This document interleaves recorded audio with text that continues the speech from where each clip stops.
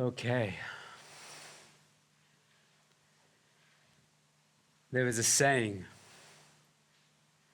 you must learn a new way to think before you master a new way to be. You must learn a new way to think before you master a new way to be. I want to take you on a journey to show you a place that I've been, experiences that I've experienced.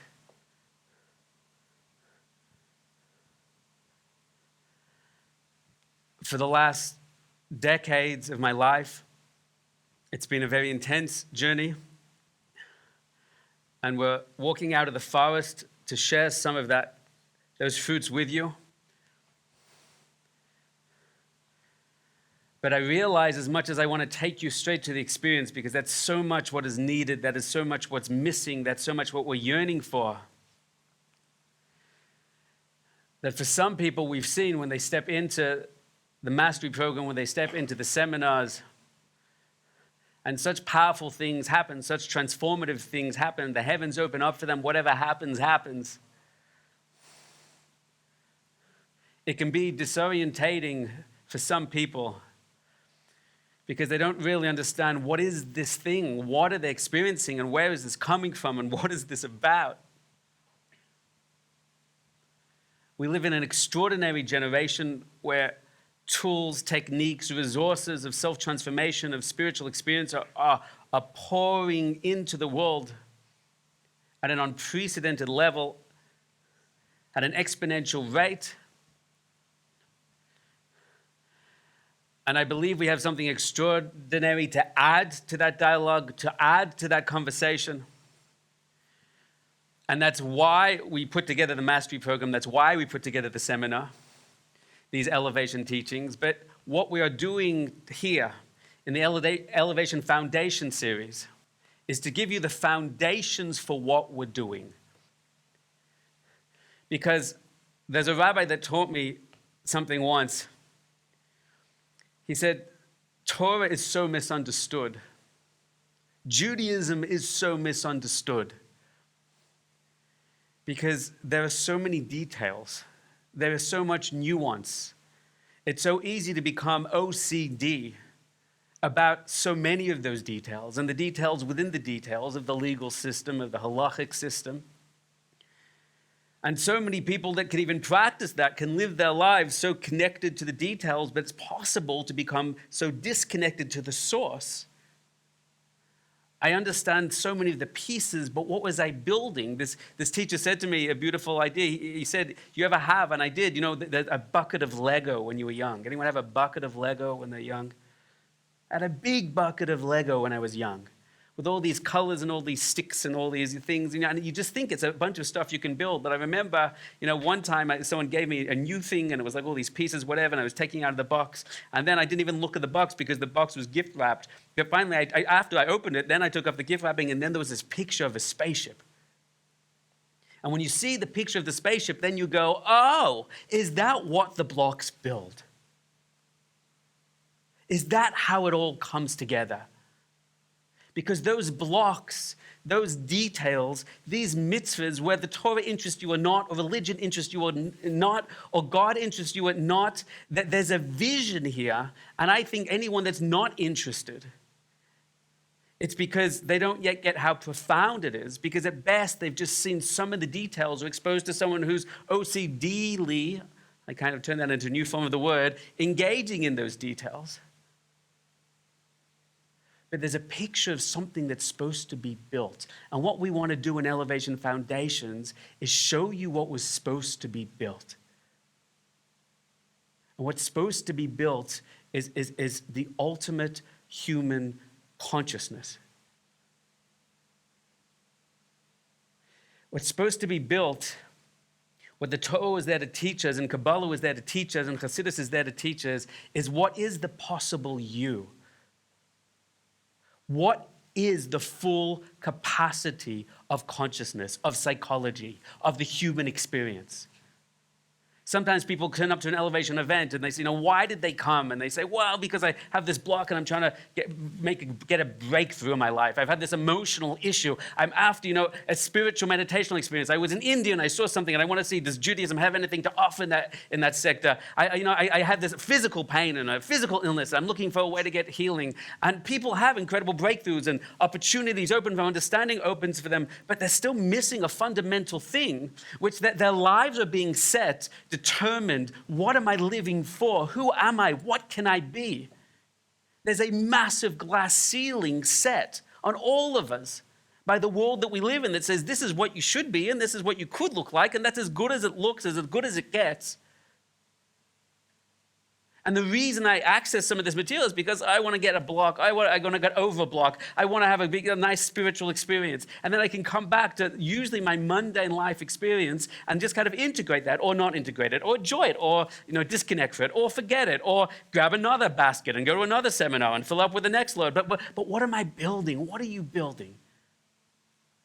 What Elevation Foundation series is going to attempt to do is redefine what is possible for every single one of us, and what is possible for the whole human race.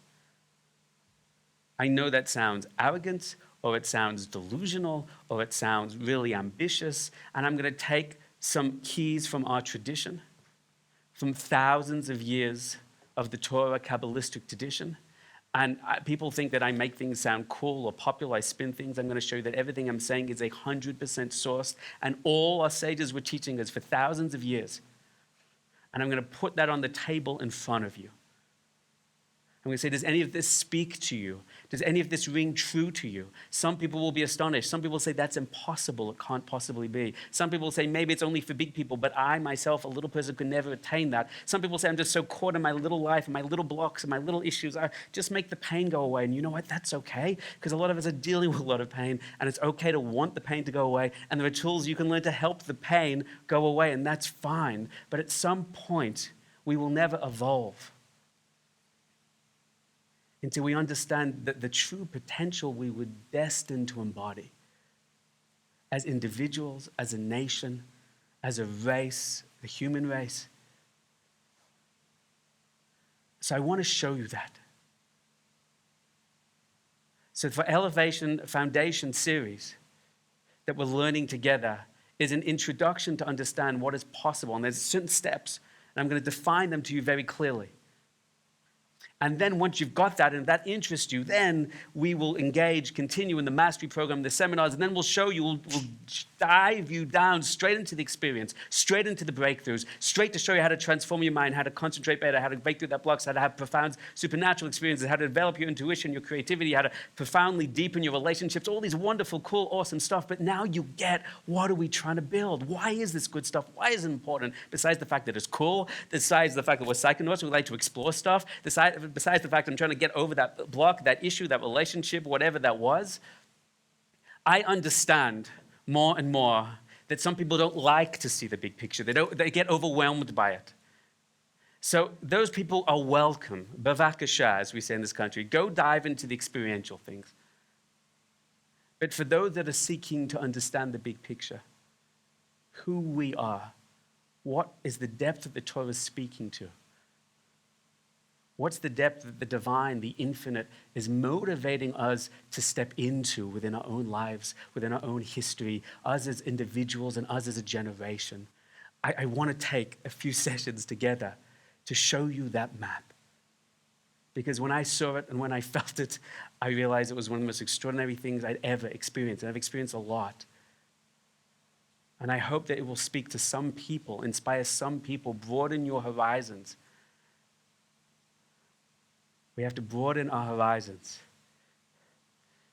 Because then I know there's a new way to act. First, I'm going to understand what is that thing that all those actions are allowing me to be. That is my introduction. Let's begin. What if I told you right now that you right now in this room, that you right now watching this video, that you have the capacity right now to close your eyes, tilt your head back, and literally blast out of your body.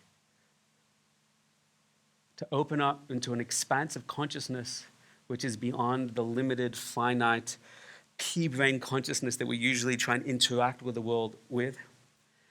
And open up to the divine, infinite light within us and immerse into that light and dissolve into that light and fill it one with the cosmic energy which is pouring through all of reality. And in that place, all your fears, your doubts, a lifetime of ego, of yearning, of frustration, of pain dissolves and melts away. And in that place, you feel one with the earth, one with yourself, one with the human race, one with the world, one with the infinite. And you have clarity and you have wisdom, and it is extraordinary and it is radiant. And what if I told you it doesn't take drugs? And it's not just for spiritual masters. Lo b'shamayim hi. It's not only in heaven for all the great masters to access. What if I told you you could get that right now? One. And then what if I told you that when you opened your eyes, you didn't actually have to lose that? What if I told you that some of that elements of those properties could remain with you even with your eyes open, even as you walk throughout reality, engage in the real world? And that would give you an incredible place of within you of clarity, of strength, of confidence, of seeing good even in challenging times. And when thoughts of fear, of pain, of panic, of confusion want to rise up and overwhelm you, somehow this state, this consciousness just kind of looks at those fears and dissolves it and releases it. So you have faith in yourself and faith in the world, and you feel clearer and stronger, and it strengthens relationships because you feel less threatened in all relationships, less challenged if someone insults you or attacks you or doesn't respect you, because you feel clear and confident. And you see in confusing, overwhelming times, you see, you sense, you intuitively can sense that there's good here, that there's value here, that I'm being guided here. I'm not talking about an abstract religious concept. I'm talking about a mechanism of your consciousness that is with you. And then you could experience that. Two. And what if I told you that by knowing that place, experiencing that place, learning to maintain that place, which increases your resilience, your sense of equanimity, your sense of balance and harmony, the sense of good, which increases your sense of compassion and goodness. And not only that, but it gave you energy, physical energy, emotional energy, spiritual energy, but that you could control your energy, that you would have energy, you would have strength, you would feel strong and not tired and overwhelmed. And not only that, that there's a positive energies and negative energies. You become extraordinarily energetically sensitive to what depletes me and what engages me, and you would have the power to control that, because that level of consciousness would be feeding me in an intuitive sense, physical energy into my body. And what if I told you, that you could use that awareness, you could use that intuition, you could use that state to release a lifetime of negative, destructive, emotional buildup.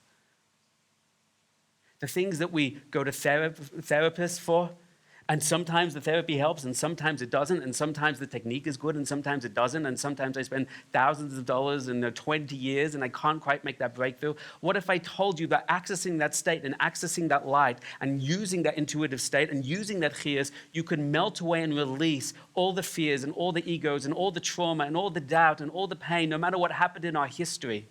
Now in the present moment, I could myself in my own consciousness shift and release that in real time. And what if I told you that that just doesn't work on a mind level, of an emotional level, it comes to a physical level in your body? That so much as science today is discovering finally 4,000 years later, but it's better late than never, that so much illness and so much of our pains and so much of our physical issues are caused by our psychological state. And that you could use that awareness and that intuition and that light, and you could in real time dissolve away illness, major illness.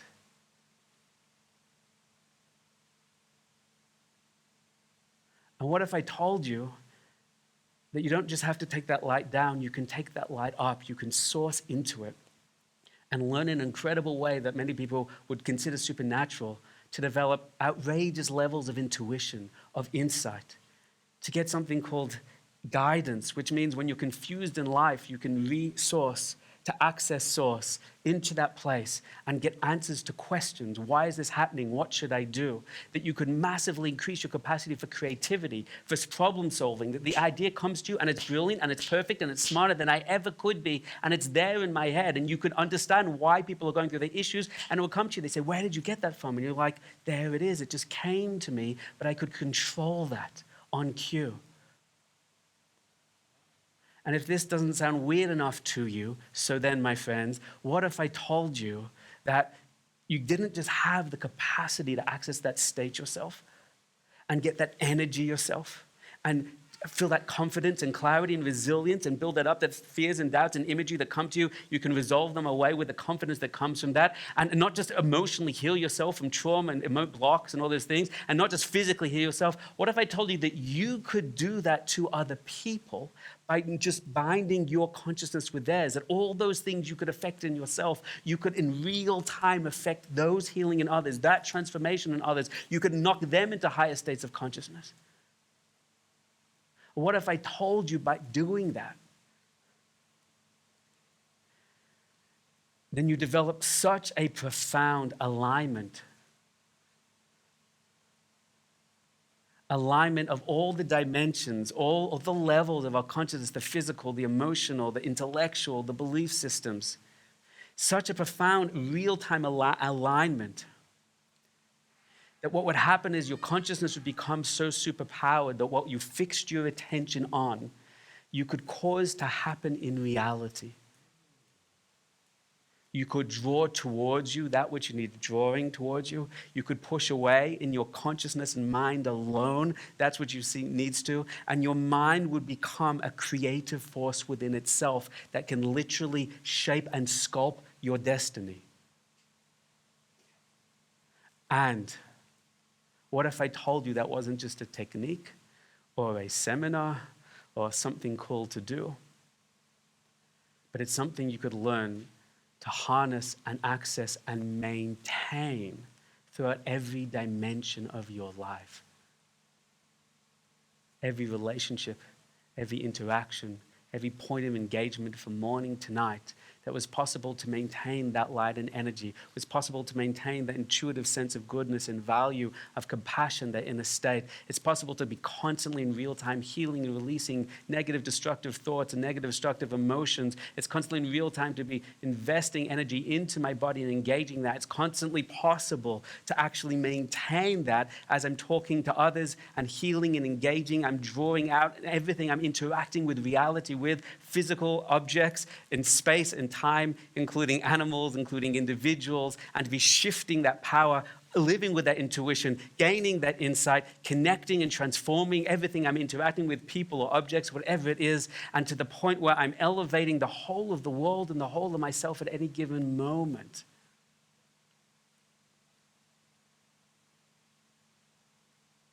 What if I told you that that's the picture the Torah is trying to paint for us about what you are supposed to be? Not supposed to as in, yeah, right, Rabbi, one day maybe, but that you have those innate capacities for health, for healing, for clarity, for intuition, for spiritual direct contact now within you. And that could be awakened, it could be turned on, it could be crafted and clarified, and it could be maintained.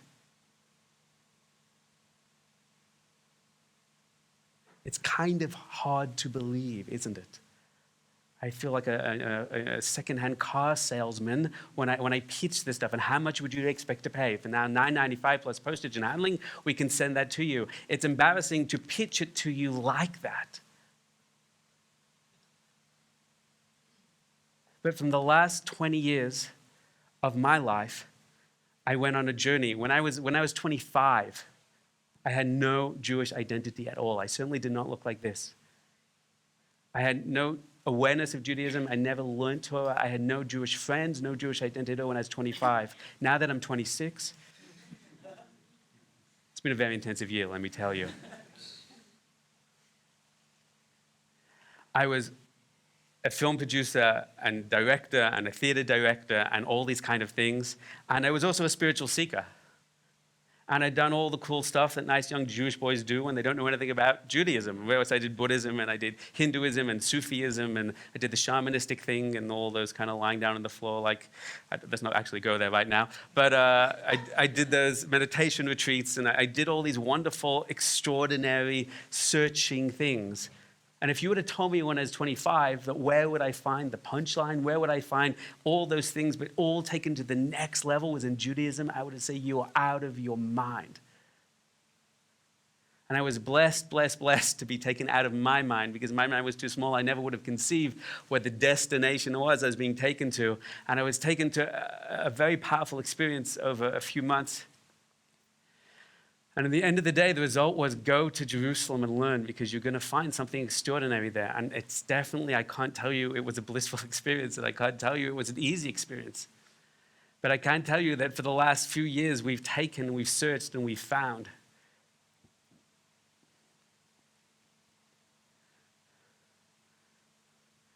And what we're doing here with all of this is I want to deliver that to you. I want to show you what it is. And I want to see that look in your eyes of how amazing it is, like it's the look of my eyes and my friends' eyes and my rabbi's eyes and my teacher's eyes. Because I want you to know what you can do, and we want the generation to know what we all can do. So that thing that I just told you about, most of us think it's not possible, can't be possible. Otherwise, why don't we learn that in school? Why don't we have a course on that in college? Like everything valuable we learn in school, right? Imagine we learned these things in schools. It's possible. The next 20 years, it's possible. This is what's coming out. This is what's being revealed. What is that thing that I just told you about? It has a name, you know. It isn't just something I made up. It is not something I'm putting a new age spin on because it's something I just took the Hebrew words off. Because if I would have said to you what the Hebrew words were for all of that, you would have said, that's not what those things mean. But I promise you, it's actually what they mean. And I can show you literally hundreds of sources that say explicitly that's all they ever meant. So how did we think it meant something different? A long, historical, complex story. But let's not go backwards. Let's stay present and move forward. If you take off all those complex Hebrew names, these are the experiences they're defining. And there's one experience that when you put it all together, there's a place, there's a technique, there is a skill set, there is a mitzvah. I don't like using the religious terms because it throws people off. We think we know what it means and then we reject it, but we didn't really get what it meant, the depth of it, the secrets behind it. They weren't ready to be revealed in their depth like they're ready to be revealed in their depth in this generation to us. There is one mitzvah which is the training ground to teach you how to do all these things we've done, all those things I just talked about. And I want you to know thousands of people have already learned to do these things and we're teaching them to people. Does anyone know what the term is for this thing? I'm going to tell you what the term is, but I'm actually literally afraid to tell you what this term is. Because when I'm going to say this term, I'm going to say it in Hebrew, and a lot of you don't know Hebrew. So then I'm going to have to say it in English. And the second I say it in English, you're going to go, oh, that's not that. That's just that religious thing. Because the boxes that we have in our mind for terms, for words, and the associations we build around them are corrupted, especially for religious concepts. For example, God. How ridiculous is the word God? How silly are the concepts around God? The famous line, Rabbi, I don't believe in God. And the answer is, I also don't believe in God. What do you mean you don't believe in God? You're religious. Yeah, but the God that you don't believe in, I also don't believe in. All the concepts we've built around that word God are so silly. Why would any religious person choose to believe them? They must be mad. And that's a reasonable thing to say. So what we're going to do is we're going to take a lot of false idols and smash them. And the false idols we're going to smash are religious concepts, or Torah concepts. We're going to smash, me as a religious Jew, 1,000 Torah concepts together. And why are we going to do that? It's not because I'm smashing together Judaism. We're going to smash our assumptions of what things are and reveal what they were always meant to be. We're going to smash the body to reveal the soul. So I'm going to tell you what this word is, but you have to work very hard not to let that silly English word come in and corrupt all that beautiful building I just built up about what's possible and all those skill sets and possibilities. You're going to see it's all going to collapse. You're going to go, oh, that's just that. But now I'm going to show you how we got to this silly thing, how we ever thought that God is this big guy in a cloud with a beard and a lightning rod and surrounded by fat naked babies with wings on. How will that ever, and you guys worship that? You're out of your mind. You are out of your mind if you're worshiping that 100%. You know what we call those capacities, those 9 elements I just told you? We call it this word. Tefillah. Hands up if you know what that word means. Hands up if you do not know what that word means. Excellent. This is how that word looks in the holy language. Are you ready? The word means prayer. Prayer. You see how I messed it up now, didn't I? So when I say prayer, you think what? I'm sorry, I saw that little girl by her bed with her hands kind of cupped like this. Now I want you to take the word prayer, right? And I want you to crumple it up in your minds. I want you to throw it in the bin and get the 3-point shot. And then I want us to move on with our lives together into a much more extraordinary world of extraordinary possibilities. The word prayer will no longer be used. From now on in, we're going to use this word tefillah, because not just the word, the structure of the word, the shape of the word, the letters of the word reveal the secrets of what's possible to you. I heard many years ago when I first came to Israel, I heard a story. I have to tell you the story. A teacher was teaching a class about prayer. I don't like using that religious term. You'll forgive me. And this is the story the teacher told. He says there's a man walking down a beach. And as the man is walking down the beach, it's a big blue sky and a big, huge ocean. And it's a warm, wonderful day. And as the man is walking down the beach, the man notices that right at the shore, right at the front of the shore, right where the sand hits the sea, there's a tiny little boy. This boy's around 9, 10 years old. And the boy's all dressed up with a suit, with a bow tie. And next to this boy is these 3 little bags, 1, 2, 3 little cases. And the boy's just waving out to the water. Waving out to the water like this. And this man's walking down the beach and he sees this child. He sees this child standing there. And the man's like, how crazy. What's this child doing there? Well, he's all dressed up and nowhere to go. He's got his cases there. And the man walks up to the child trying to work out what the child's looking at. And the child's waving like this. And the man's like, what's this child doing? The man looks out, and way on the horizon, way in the distance, there's a huge, massive ocean liner, though it's the size of an ant right now, and it's moving, it's sailing from one side of the ocean to another across the horizon.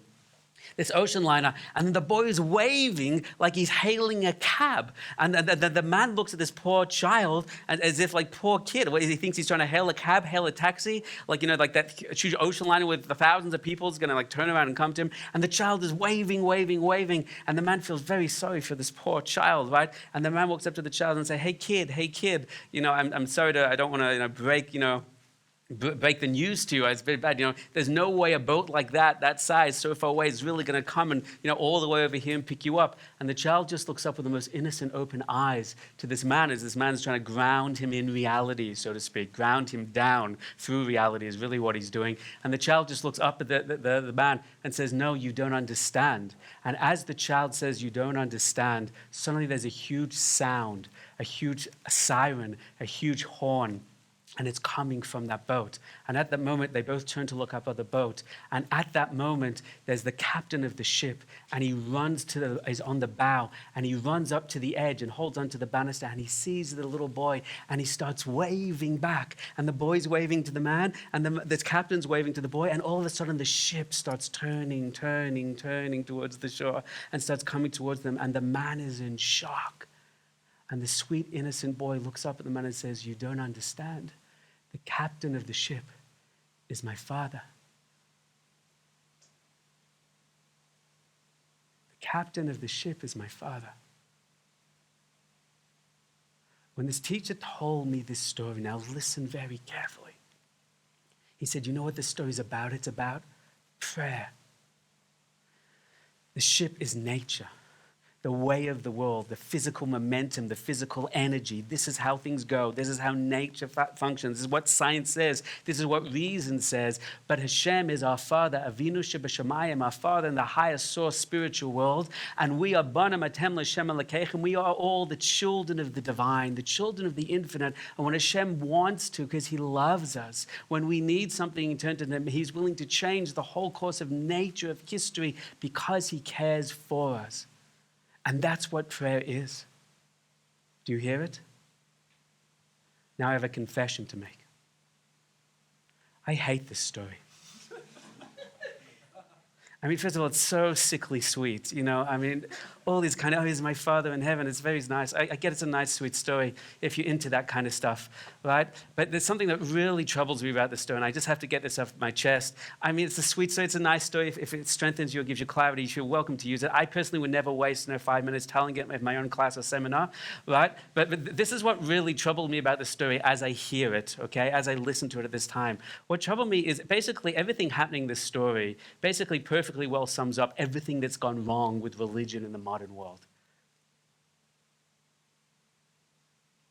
The entire understanding of God, of us, of our relationship together, of what prayer is literally all the disasters happening to us are really because of the way the story is presented. For example, number one, God is so far away. He's infinitely far away. He's infinitely off in the distance, besides the fact he's a man and a father and all that kind of imagery, right? He's infinitely far off in the distance, number one. Number two, the only way you can get his attention is you have to do massive exertion, massive physical activity, right? Number three is, and until you do, he's totally unaware of your existence or what you need. And he's like, oh, he's totally bewildered. Oh, who's that over there? Oh, what were they doing? What they're up to? And then if he actually cares about us enough, then he has to schlep his way, pardon my French, he has to schlep his way across oceans to finally save us and get to us. That's outrageous. Where the truth is, my friends, the total opposite. Hashem, the infinite, the source, the Or Ein Sof, the generator, the constant, conscious, compassionate, infinite generator of all reality, our guide, our source, is not infinitely far away. The infinite is infinitely close. In fact, you can't even use distance with him because we're within that infinite consciousness right now. You don't have to exert yourself with massive energy, with massive activity, because he's right there. It's right there and right present and right conscious with us. It's not that you have to tell the infinite something the infinite doesn't already know. You already have his attention. You see, it's the same way that, if my hand is hot or my hand is cold.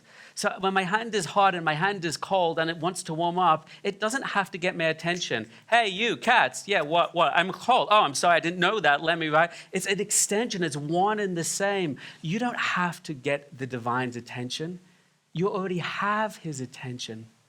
The question is, does he have your attention? The question is, does he have your attention? When you control and expand and open your intention to him, to that place, then the connection is right there. There's nowhere he has to get to. There's no distance you have to cover. There's no news you have to deliver. There's nothing you have to make him aware of. You have to just open and focus and choose and expand to be aware of that which was already there within us and around us. And when you do, then the reality transforms around that. It's bent around that. Opportunity opens that according to nature was impossible before that. Do you see how ridiculous this story is? You see how poor our understanding of prayer is? The time has come for a new story. A generation needs a new story.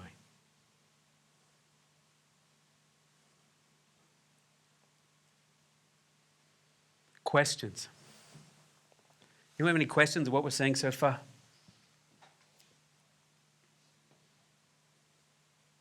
Any have questions but just don't want to ask them? Oh, there's one. Yes, sir. Sweet, please stand up. So I actually connected to the story you gave, and now I'm wondering. I know I destroyed it for you. And you want your money back. Okay, bit. Understood. So if I don't have to wave at the boat, Yes. what do I have to do? A bribe usually works to the gabbai, right? Does God take Bitcoin? That's a little politically complex for me to get into as a rabbi. We can talk about that after the class. What you have to do is you have to fall back into the awareness of it all. And you have to learn how to align yourself to step into that knowledge, and then you have to learn how to use your mind to shift reality once you have created that connection. And while the words Father are Kabbalistically meaningful and relevant, and while the word, the Father in heaven is profound and meaningful and relevant, our understanding is so superficial and external that sometimes it's no longer helpful to us. So we have to relearn, re-explore, redefine these terms in consciousness. And then suddenly we breathe the reality and the potency back into them. You hear it? Bear with us. Any other questions for now? Yes, sir. So you used the metaphor of a ship captain and his son.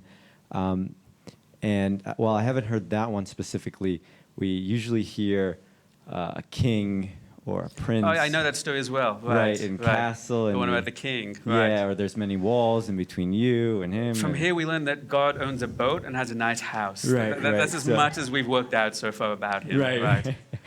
So real estate. Right. Good. Is that metaphor any better, or does it fall prey to the same?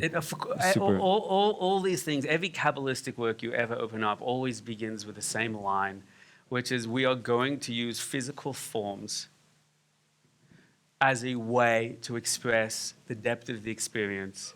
And then they write, and if it was our generation, they would underline it and bold it. And, if it's on Facebook, they do the little asterisk to get the bold effect. Whatever it's it, and then they say, but don't think this is the actual reality we are referring to. Don't confuse this with the actual experienced divine unity. Let me tell you a secret. What I'm going to share with you, what we're talking about introducing right now, it used to be extremely known and common of profound spiritual experience that these mystics were living with on a daily level. This is how they defined reality and the Torah concept of reality and what you were supposed to do. And therefore, when they were experiencing divine sense of unity, transcendent out-of-the-body experience of energy, of the capacity to shift that and move that, to be open to that, to immerse themselves in that sea of light and wisdom. So when you use the concept of a king, that they moderated the concept of the king to be able to be relevant to that experience. But once we all lost the experience as a whole, then we held on to this very external, almost ridiculous imagery So if I say to you, when we learn Kabbalah together, don't think he's actually a king on a boat with a good real estate package, right? And you're like, of course, I would never think that. You guys aren't stupid. You would never think that either, right? But when you don't actually have the internal reference point, you know what you're not supposed to think, but you're not experiencing the thing you are supposed to experience. And therefore, it only eventually leaves us empty. And after empty, it becomes superficial. Superficial is the best. And then it becomes, I have to kill for my God against you people, because you've got the wrong God, and my God's got a bigger house and a bigger palace and a nicer boat, right? And he's getting a big package deal if I kill enough people, do you know what I mean? And therefore, we actually stepped into a delusion where we think we are more religious because we bought into idol worship. Rav Kook says explicitly that the end of days, one of the signs it's going to come to is that it's going to be possible for a religious person to be an idol worshiper by the way they approach religion themselves. There's a lot to say there, but that's enough. When you regenerate the eternal experience, then these things suddenly return to their former potency. So I want to talk about what prayer is, and I want to talk about what prayer was supposed to be.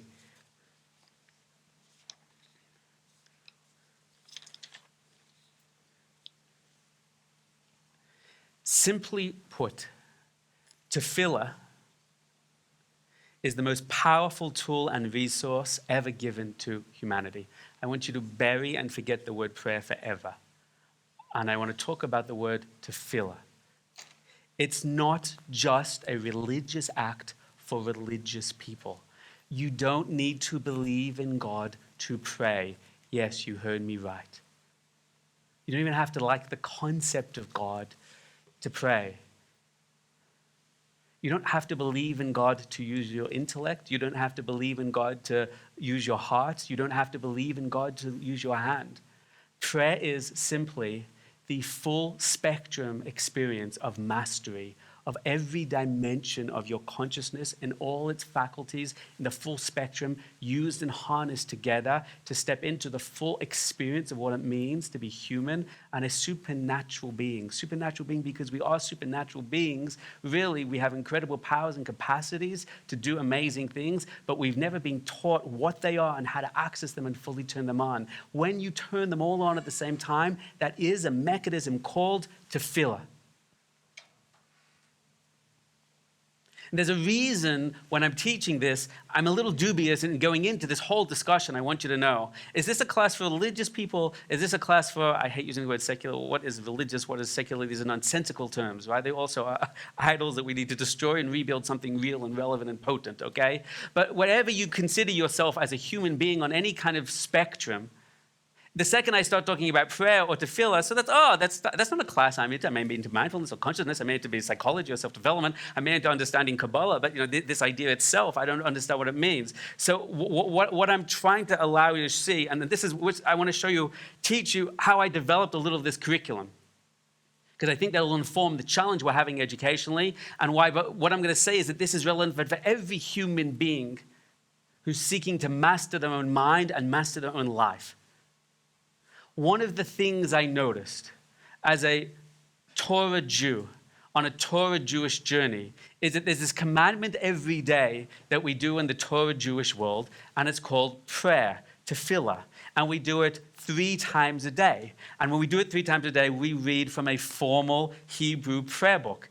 And it's a bit difficult to make it interesting or relevant or meaningful. And some people struggle, and some people give up, and some people become numb to it, right? And there's all this kind of complexity involved. Some people make it meaningful for themselves randomly, and no one else can figure out how, right? And every now and then you open up a book and they describe it as the most supernatural, extraordinary, enlightened experience, and you just stare at these words and say, how did they get from here to there? The average Torah Jew who will be listening to this class as well, and they know that on a daily level they deal with many certain challenges. How do I make this experience of praying from a prayer book, meaningful to me? How do you say the same words every day and actually make that meaningful? How does it not become monotonous or boring or frustrating, etc., etc.? How do I concentrate? I can't even concentrate. I can't even concentrate. A Jewish male, a religious Jewish male will be praying at least an hour and a half every day, focusing on the same words they've done over and over 1,000 times before. That's almost impossible. And you're supposed to feel emotionally connected to the same ideas just at any given moment. Do you hear the challenge? Now, if you're not a Torah Jew and you're not into that, you're like, well, tough luck, serves them right for being religious in the first place, right? Maybe they should come do some Buddhist mindfulness with the rest of us and have fun. But this is what I want to tell you, and this is the secret, and this is the opening point. Even if you don't want to do that, and you don't like doing it, which is totally fine, and you never plan to do it, which is totally fine, there's a secret here. When our sages composed this matbeah, this formula that we're supposed to say with these very energetically powerful Hebrew words, there's certain assumptions that they made that every human being has the capacity to do. And when they gave this gift, and when this was brought down, there was an assumption that they made.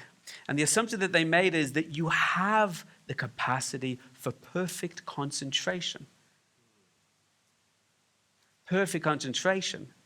That you can choose at will to put your attention on something and be 100% locked in and focused, so not a single other thought gets in your way. That's why they gave that over. But Rabbi, we live in 2000, whatever it is, when you're watching this video, right? And, we were all brought up on Sesame Street and then MTV, and right now Facebook has finished us completely, right? Rabbi, I have not perfect concentration, but pretty good, as long as the Adderall is going in my system. It hasn't gone out of my bloodstream yet, right? So you understand that it's so unrealistic. But our sages made the assumption that A, you have 100% perfect concentration. Do you? What did they know that they thought you could do that? And what if I told you they also supplied the instruction manual to do that? What if I told you it works not only if you're not ADD, it even works if you're ADD, and for some strange reason, and we can talk about another time, it seems to work better for people that have ADHD. When our sages told us to do this thing, you see, this is not a religious issue right now. This is something that everybody's relevant for, right? What if I told you that when our sages gave us this thing and told us to use it, and one of the assumptions they made is that any other distracting thoughts in your mind you can turn off, because many religious Jews, Torah Jews will say when they go to pray, all the thoughts of the day are filling their mind and they're overwhelmed. Therefore, every time they go to pray, they're just flooded with external outside thoughts, right? So our sages made the assumption that you can learn, not that you could learn, that you must be able to, that you're actually able to turn those things off on a dime. Would you like to know how to do that? See, that's not a religious act. That's a fundamental human act. That's an evolved human act. More than that, our sages knew that every human being, because the Selim Elokim, the divine image that we're created in, has the capacity not just to take away negative thoughts. Thoughts are not negative. It's not this monkey mind we're always trying to eliminate or destroy or negate. Torah is not a path of negation, it's a path of elevation. You are supposed to use your mind to fully focus and engage like a laser beam into an idea, that you could take an idea, a thought, and zoom into it so deeply that it expands and consumes your consciousness until you can completely immerse with it that at any given time and have deep insight, perception, perspective on that idea, and until it inculcates that into your entire being. The reason they formulated the script that they allow us to enter into is not as a religious experience, it's because they assume you had that skill set. And most people say, I don't have that skill set. And our sages say, yes, you do, and we're going to show you how to turn that on. An assumption our sages made about prayer is that you have 100% emotional control, that any negative fear, lust, pain, doubt, ego at any moment is overwhelming you. You absolutely can't stop it on a dime, and you can absolutely flood your heart with positive, overwhelming emotion that is so powerful that actually blows you out of your body into a higher spiritual state. And that means that you're working the office, you're working on Wall Street, you're running that deal, you're an entrepreneur, you're keeping a home, raising children, whatever you're doing, and you're overwhelmed and you have to pray. If you're not a religious Torah Jew, this may not interest you, but it doesn't matter. You're going to see it should interest you, because they're assuming that when you have this obligation to pray right now, that moment I can turn off my thoughts, I can turn off the negative, the doubt, the fear, the overwhelmingness. I can step instantly to a place of connecting to a higher goal, a higher mission. I can flood my consciousness, my heart with that state. I can turn off blocks, I can overcome overcome them. And these are skill sets they assumed you could do. And the reason they assumed you could do is because you can do it. And if you can't do it, it's probably because no one ever showed you how, because you've never seen these texts, because they were way too religious or irrelevant, etc. And one of the most profound assumptions that they always thought that you would know how to do because you can do it is that God for you was not a belief, it was not a dogma, it was not a guy in the sky in the clouds. God for you was a transcendent experience. It was something extraordinary and expansive and transformational to make contact with, to enter into, because it's a part of you. It's not a place you have to go across the oceans. And that when you went to pray, people say to me sometimes, Torah Jews struggling will say, I'm talking to God, I feel I'm just talking to myself.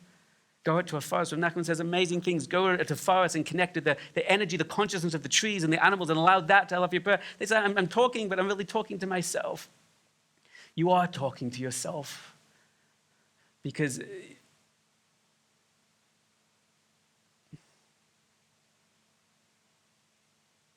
sad thing is, they're talking to their false self, their fallen self.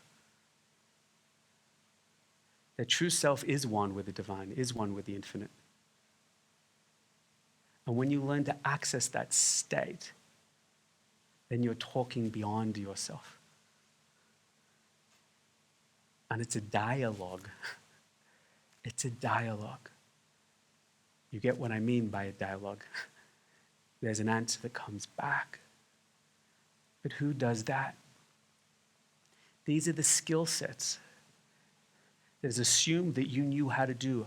You have complete emotional control. You have perfect concentration. You have access to complete divine consciousness within you. And when our sages told us this is what tefillah is, suddenly you realize that if you turn those, you get into those states and you use that skill set, and then you open up those words, and then you read from those words, you will find extraordinary things happen.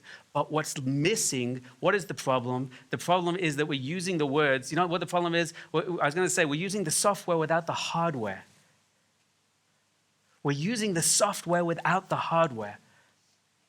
You know, when you download an app, you download some new software on your computer, and your computer is got so many issues, and it's running slow, and the hard drive is fragmented, and it's, you really should have upgraded 2 years ago, 5 years ago, 10 years ago.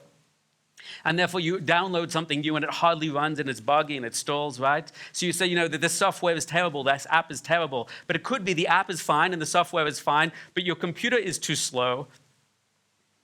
So if you clean out the hardware, if you clean out the hard drive, if you upgrade the hard drive, then you use the app, and then you download the app, and suddenly you can do on your old machine amazing things, amazing skills, amazing tasks. You could do something in a whole new way that you could never do before.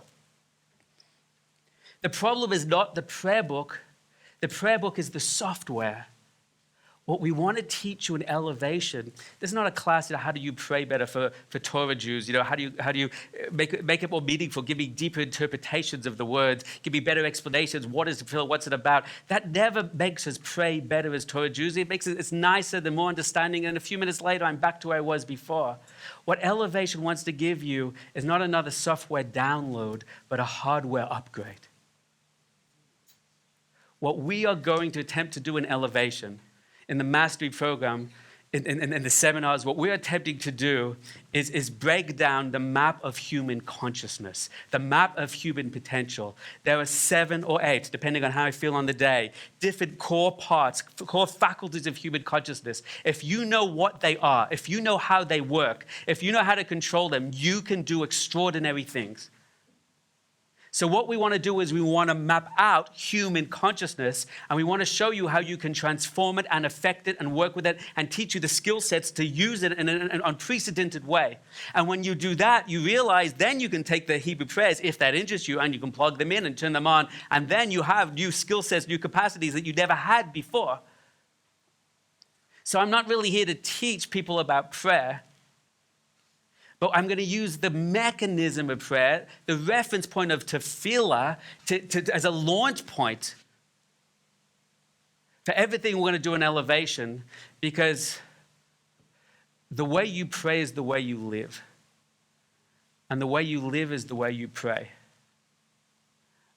Refining this game, over the last few years, I found if I ask a Torah Jew what happens to their consciousness when they pray, that I can tell a lot of issues they have in their lives, in their relationships, their emotional blocks, their spiritual issues.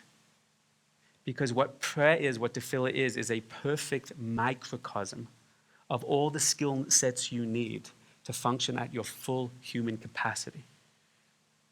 And anyone that has a block in concentration, emotional issues, can't access the light, is struggling with a certain technique, can't build the relationship or feel the relationship. You show me a person that can't feel that relationship in real time, I will show you where they have relationship issues in their real life with other people. So what we're going to see is tefillah is a microcosm of everything that human consciousness can do and needs to do. And it's a training ground where if I immerse you into that we're going to start with a mastery program, I'm immersing you into it, and you will see that when you turn on all these skill sets, all these powers, innate capabilities you have, you will be able to unleash in your intuition, your creativity, your perception, your spiritual capacity to build relationships, to overcome blocks. You'll see very, very fast that everything you need to master as a human being is really there in that perfect little ecosystem. So I'm going to pretend to teach you about tefillah, but I'm not really teaching you about tefillah. I'm really teaching you about consciousness. It's an entrance point. It's an entranceway, an access point for what I think we most need as human beings in this generation. What I'm going to do is build a map of human psychology. Now, talk the word psychology a lot. I want you to know when I use the word psychology, I do not mean actual secular psychology. The word psychology, in case you don't know, is divided into two elements. The word psyche is actually a Greek word which means soul, and ology means knowledge of. The word soul, nefesh, ruach, neshama are always in Kabbalah and Hasidus just words for consciousness, levels of consciousness.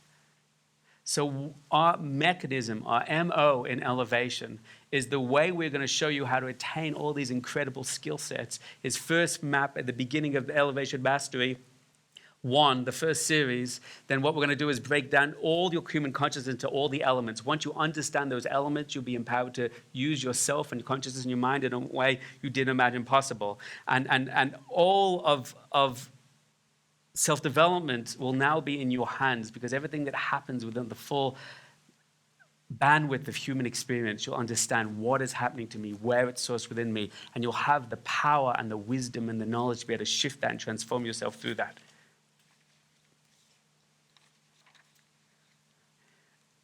And to conclude this session, this is what I want to show you. As I began, I discussed 9 elements, if you were counting, if you weren't. And I took off the Hebrew words, because each of them has its own dogma, each of them has its own fallen understanding, and we're going to resurrect and rebuild each one at a time together. And if you notice over here on the board, I've written them out for you. The 9 benefits of Torah's peak spiritual experiences. It's really supposed to be experience, but there you go. We'll fire the person that wrote the S and rehire, because you did a great job and she's a really talented girl in other areas as well. The 9 benefits of Torah's peak spiritual experience. Torah's peak spiritual experience is tefillah. Tefillah is not prayer. We're going to deconstruct tefillah shortly. It is Torah's peak spiritual experience, which demands the ultimate peak human experience of all your full faculties. And what we're going to do in the Elevation Foundation series, each class its own time. Each idea will have its own class and its own session. We're going to go through these 9 different elements. And these are new words that some of them, for some of you, these are new words. For some of you, these are old words. But for everyone, there's going to be a sense of his chadshus, a renewal, a deeper understanding of who you are, what you can do, what's possible. Now, I just want to practice saying something together. When I'm going to teach you the Hebrew words. And I'm going to challenge you to actually use the Hebrew. There's a power in the Hebrew. There's secrets in the Hebrew. And besides the fact that our English is well contaminated and confused, you're going to see it gives us great strength to use the Hebrew terminology. Especially if you like to get into the authentic sources yourself and unravel them, you'll see it's incredibly empowering once you get them down. So let's go through them together very fast. I'm going to say them. We're going to say them together just to get used to their sound and the shape of them in our mouths. Are you ready? The first one is Deveikus. Say Deveikus. Deveikus. Loud and proud. You can do this. Deveikus. Great. So you're going to get what that means shortly. Emunah. Emunah. You guys at home as well, you can do this. Emunah. Chius. Chius. Great. Teshuva v'tikkun Hamiddos. That's a little hard, isn't it? Let's break it down. If it's overwhelming, break it down. Teshuva. Teshuva. Not so hard. Tikkun Hamiddos. Tikkun Hamidot. Looking after our Sephardi friends as well. We love all of the kind of people, as long as they speak exactly how I speak. Refuah v'brios. Is that, hands over, that's hard. Hands over, that's hard to say. It's hard to say? Right, it's good. Then you just say it by yourself for 5 minutes. Go. Refuah v'brios. Refuah. Refuah v'brios. Now, rough translations, Deveikus means divine connection. Emunah means, I don't even want to say what it means because you're going to get confused, right? Chius is energy. Teshuva and tikkun Hamiddos is the source of all of self-transformation. Refuah and brios means health and healing. Ruach HaKodesh. I'm going to teach you to have Ruach HaKodesh. If most rabbis with long beards here, the Doniel Katz is teaching you all how to have Ruach HaKodesh, they would go out of their mind and say, he's a heretic. I probably am, it's true. But it's not me that says I can teach you. The Baal Shem Tov says explicitly that you can learn it. And our sages already 2,000 years ago says every man, woman, and child, every race, color, and creed has the capacity to do this if they just learn how. The fact that we don't learn it, we don't embrace it, I don't know why. I do know why, but I'm certainly not going to talk out loud in public at this point in the video. But this divine inspiration and supernatural knowledge is accessible to you. Say Ruach HaKodesh. Say it like you mean it. Ruach HaKodesh. Say it like you want it. Ruach HaKodesh. Great. His KABBALAH vs. Kashrus. You never even get to be able to say that. Forget it, right? It took me 6 months to say it properly. But it's the capacity to include your mind with other people and other beings in a way that you can affect them. To kabel b'ratzon, that your mind can guide your destiny. Guide the providence. Shift the physical world yourself. And Baal Tefillah, well, that's our punchline. That's our destination. All these things, my friends, are what we're going to break down in the Elevation Foundation series. All of these are faculties that you have, incredible powers that you have, that our sages want you to know, want you to turn on and live with. And that's who we are, and that's what we're supposed to be doing in this world. This is not dogma. This is not a belief. You see this word benefit? I don't like this word benefit, because it sounds like something you have to believe you will get a benefit from this. So we're going to shift one more thing before we begin. I like the word mechanisms. You don't have to be religious to understand the concept of mechanisms. These are the 9 mechanisms behind the peak human experiences. Each of this is a mechanism that exists lying dormant in your consciousness. And we will teach you how it makes logical sense in a practical way to understand this, to tap into its true power, to understand where the capacity sits within you and how you can turn it on and unleash it. In Elevation Foundations, we're going to show you a map of the possible you, the 9 mechanisms of Torah's peak spiritual experience. And when you get that down, when you get that vision, when you want that vision, that together we will enter into the experience of the mastery program, the seminars. You here? Wonderful. Glad to have you all with us. Number 7. His KABBALAH, his Kashrus. It means to be psychically bonded and included with others. And I'll leave that others as broad as possible. Any questions before we end? Yes. Elliot, I'm on my way down. Be upstanding. Quick question. This is available for all human beings? That is a very complex question, so I'm going to ignore it and move on. Any other questions? In brief, the potential isn't there with most human beings, yes? And I get what you're asking, and I'm just saying yes. That's what I'm answering, yes. Deveikus. It just seems like there's so much to take in, and we're human beings, and we have our daily life. So how do I... In small doses for 2 minutes every 6 months, you'll adjust a bit. What's the core It's question a you're habit. asking here? Meaning in order to achieve all of this within my daily life, within myself, how do I have to get into a habit? First of all, It's a elevation meditative- foundations. I want you to know what's possible for you, number one. Number two, you do not have to access these things in order. Many of these are extremely powerful elements of consciousness, but many times you may have found you've already used these without knowing or accessed them without knowing. So what we want to do is just become more aware of them and be able to become more skillful in them and to try and use them and integrate them further. Like any complex higher level skill, you need to learn it slowly, you need to integrate it, you need to explore it and feel out what's possible, right? And they all have daily elements that you could inject into your relationships, into your professional life, into your own spiritual practice on a daily level, right? So slowly, slowly. First, let's know what's possible, then let's find little small ways to integrate. You'll be amazed at how much ground you can cover.